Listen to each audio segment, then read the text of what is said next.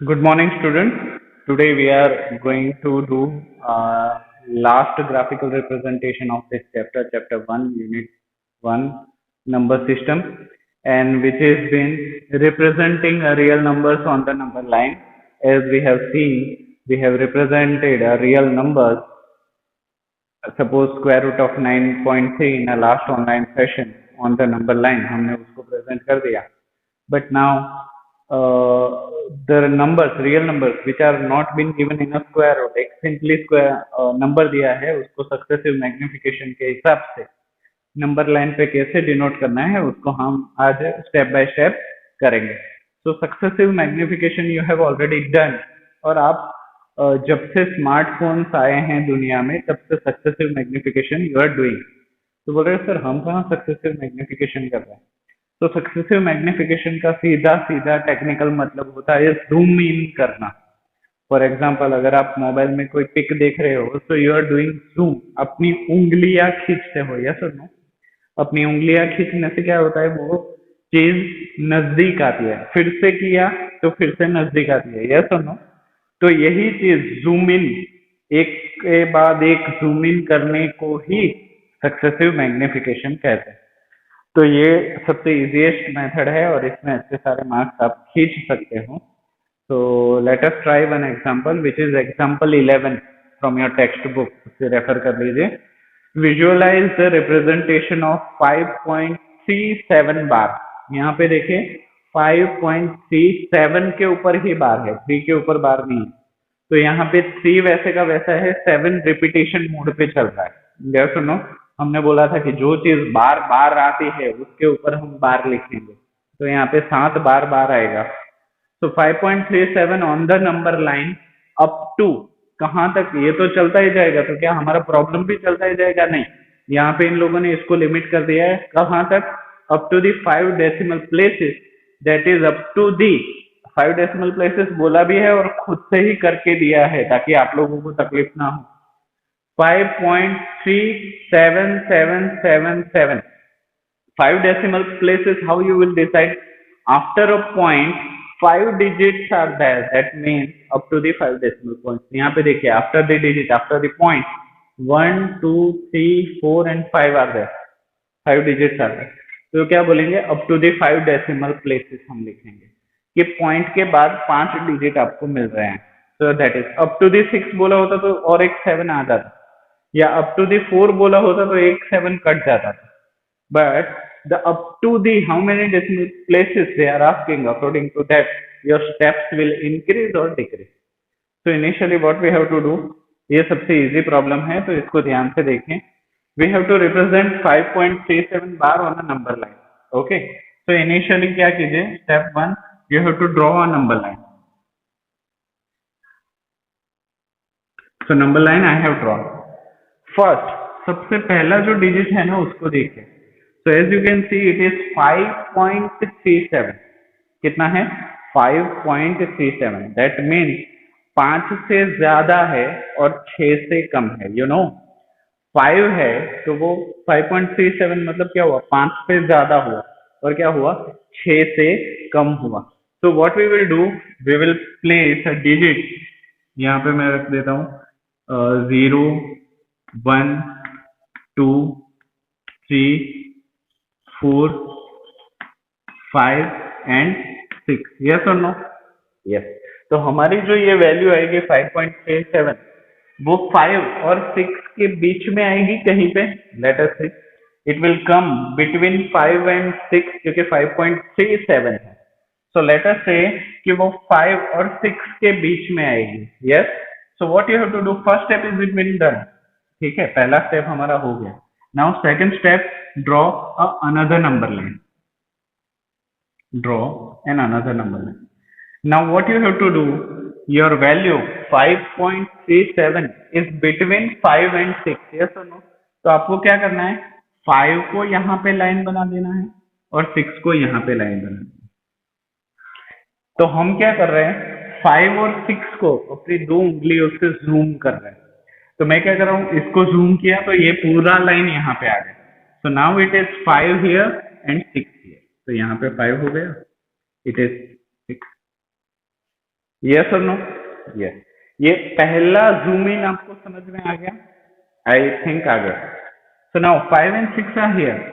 Now between 5 and 6 हमें 10 division करने हैं। कितने? 10 ही डिवीजन करने हैं। सो फॉर 5 and 6, 5 से लेके 6 तक मुझे 10 डिवीजन करने होंगे। So what I will do, 5.1, 5.2, 5.3, 5.4, 5.5, 5.6, 5.7, 5.8, 5.9 and 6। yes or no? तो इसको मैं क्या लिखूंगा? 5 is already here, so here I will write 5.1, 5.2, 5.3, 5.4, 5.5, 5.6, 5.7, 5.8, 5.9।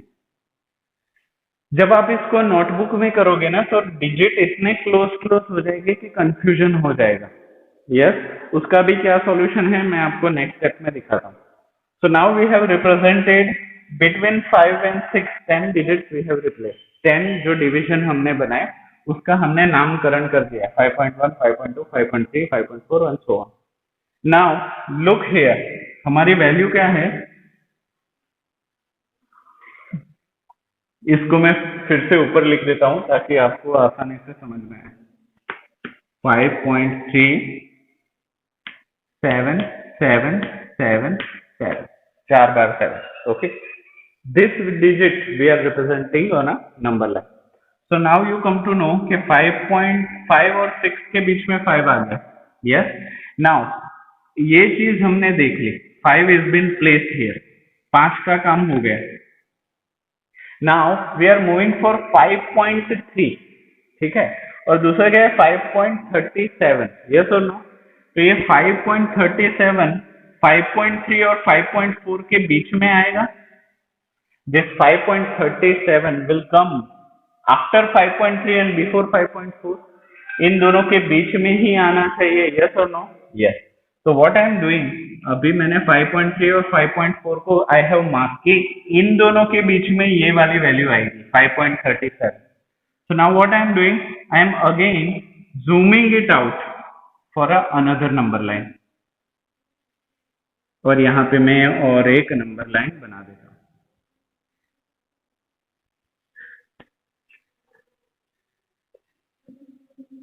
Done। For now this new number line, अभी हमारा outer ranges क्या होंगे? Left range is 5.3 and right range is 5.4। So we have indicated, अभी मैंने क्या किया, 5.3 और 5.4 को मैंने जूम आउट किया, तो मुझे ये यहाँ पे 5.3 और 5.4 का रेंज मिल रहा है। Okay, now again we have to make 10 division, equal division. आपको ये कैसे करना है सर? आप तो बोर्ड पे तो ऐसे ही कर रहे हो, हम बुक में कैसे करें? तो स्केल में 10 सेंटीमीटर आप ले लीजिए हर बार।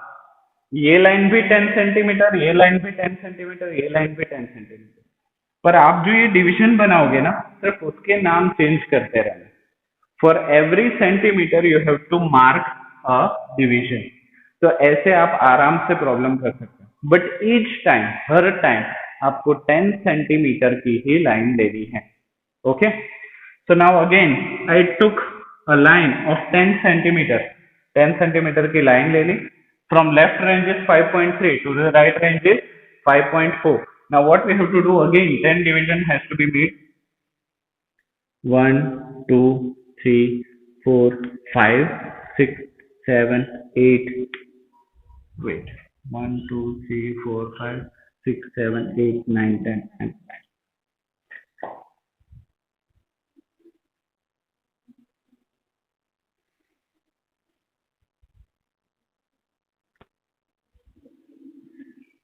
Okay, so now सबसे पहले मिड ले लेते हैं। It is a mid line.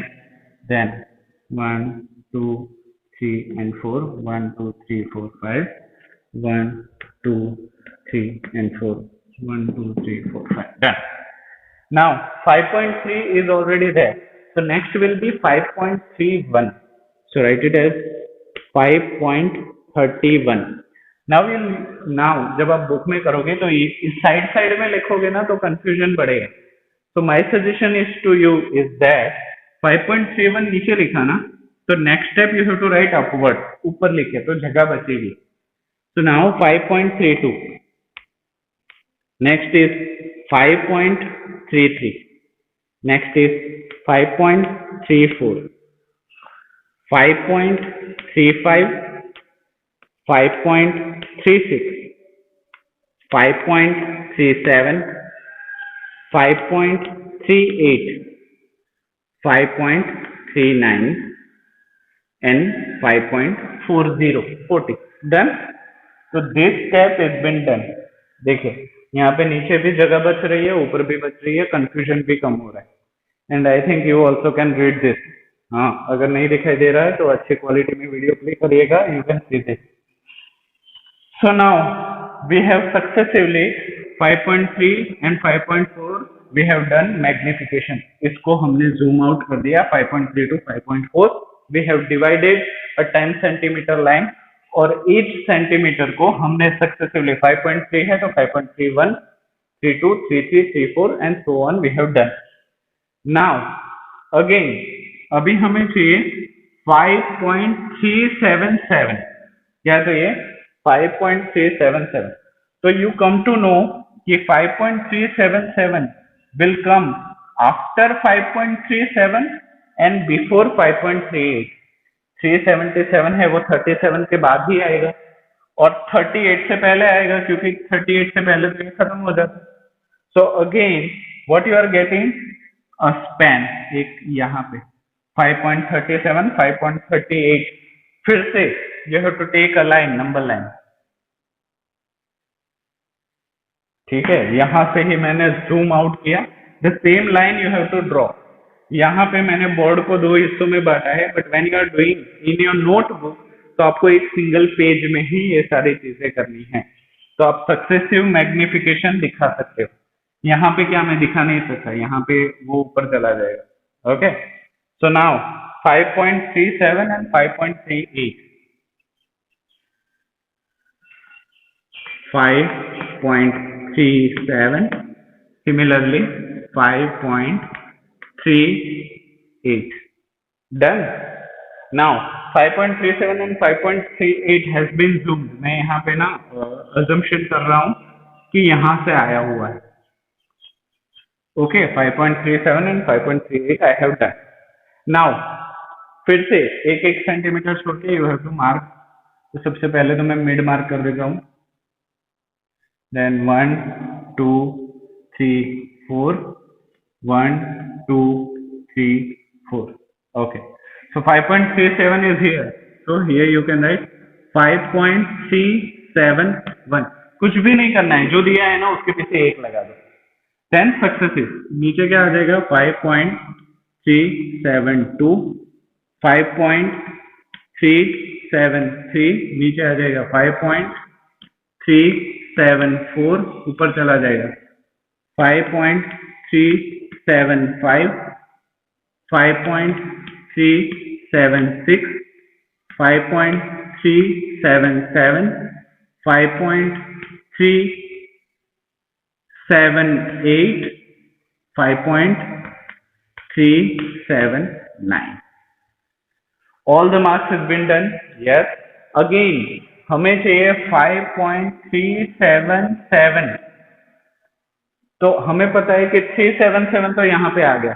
Yes, और एक 7 चाहिए, तो वो 7 कहाँ पे आएगा? 5.377 के बाद में और 5.378 से पहले। यस और नो? तो अगेन 5.377 और 5.378 को हम जूम आउट करेंगे। फिर से एक नंबर लाइन बना दो।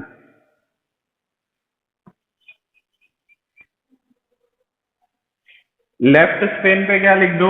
5.377।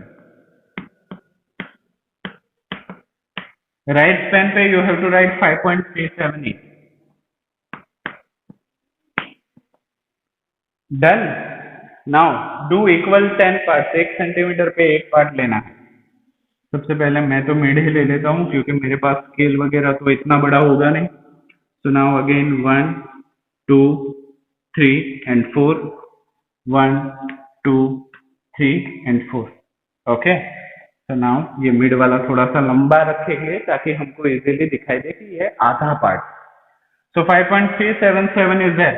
मैंने बताया था जो भी वैल्यू लेफ्ट साइड है ना उसके पीछे सिर्फ एक लगा दो. सो 5.377 is there. So right 5.3771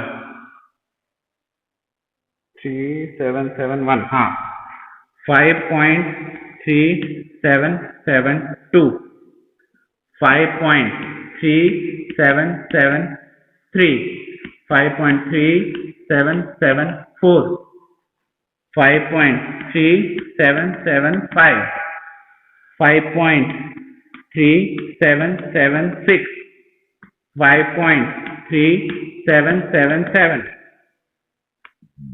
5.388, sorry 88 कहाँ लिख रहा हूँ, 778 यहाँ पे, 5.3779 एंड देन 5.378. यस और नो? हाँ, यहाँ पे और एक 7 चाहिए तो और एक मैग्निफिकेशन यहाँ पे होगा.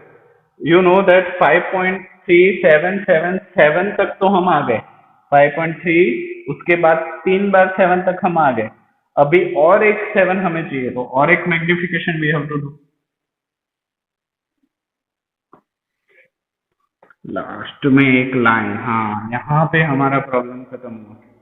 पर आपको पहला ही प्रॉब्लम देख के डरने की जरूरत नहीं है.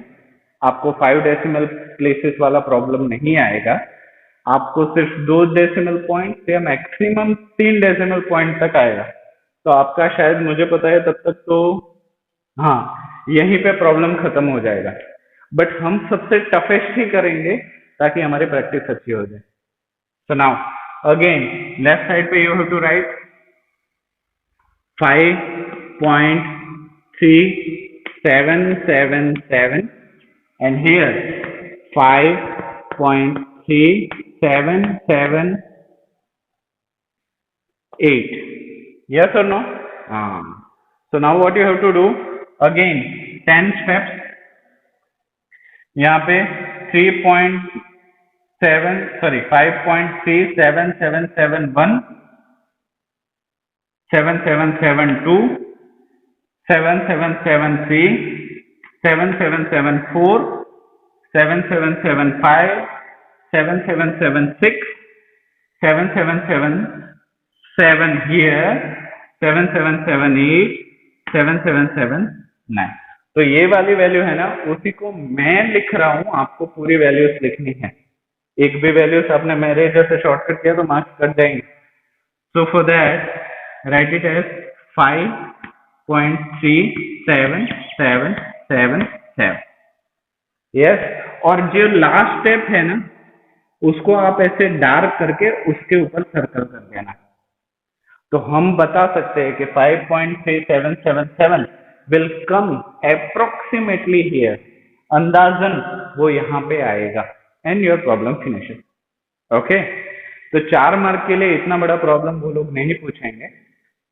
So you have to prepare for 3 decimal point and 4 decimal point. So इससे ही according